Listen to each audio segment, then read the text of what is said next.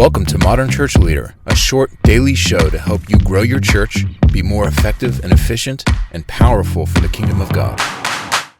What are the best business resources for pastors? So let me back up a little bit. I'm going to give you guys three areas where you can get knowledge and learning from that are outside the Bible, that are outside Bible study, that are outside all the things that we as church leaders have to devour, have to understand to be able to teach our people. But let's get outside of that and let's go into the secular world for a moment. I know that could be scary, but let's go there. There are three mediums that I want you to think through that you can use to build your knowledge. The first one is podcasts. The second are books. And the third is online, YouTube, or other similar streaming services. So those are some of those three areas, mostly free or extremely inexpensive, but you can get a lot of knowledge. So let's talk about the first one, podcasts. I'm going to give you some ones that I think are really helpful. There's tons out there. This is by no means a comprehensive list, but I would start out with the Harvard Business Review IdeaCast. It's a phenomenal resource for leaders to be able to hear about cutting edge business ideas. They do a ton of surveys about leadership and organizational leadership. The next one is called Business Wars. It's mostly around business success and failure. So you can see what's really going on in the business world when it comes to success and failure. And another one is Outside In. It's focused on like the tactical way of leadership in a business sense. And the last one is This Week in Startups by Jason Calacanis. It's a phenomenal podcast. It's my favorite one that I listen to outside of different preachers I like to listen to keep myself fed.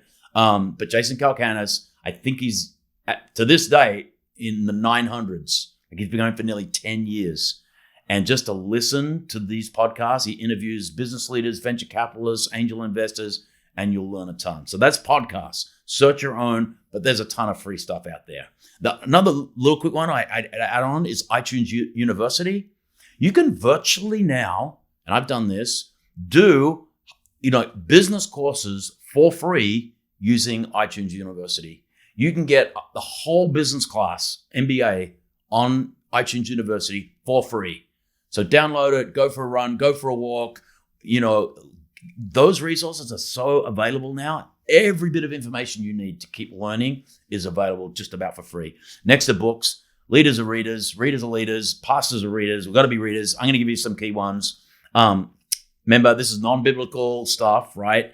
The first one is, it's a classic, Robert Kiyosaki, Rich Dad, Poor Dad. There's probably no better book to understand how money works than Rich Dad, Poor Dad. I used to ask every single person that worked for me. I used to ask all the young people, all of our Bible college students to read Rich Dad, Poor Dad. A great book by Tom Rath, Strength Finder 2.0, about focusing on your strengths, not your weaknesses. Another super classic is a guy called Ken Blanchard, been around forever. The 1 Minute Manager, great books on leadership, tons of stuff. And I'll throw in an old favorite by Jim Collins, Good to Great. So there's a ton of great books out there, some old classics, always great new stuff. Go on the New York Times bestseller list in the business section, see what's trending, see what's good, consume.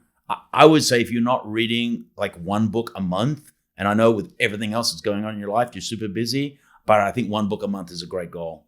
And the third thing is YouTube, and obviously other streaming stuff. TED Talks, if you've not listened, they actually have an app. You can put it on your phone. TED Talks are great because they're 15 to 20 minutes usually. They're very concise. They're done by experts.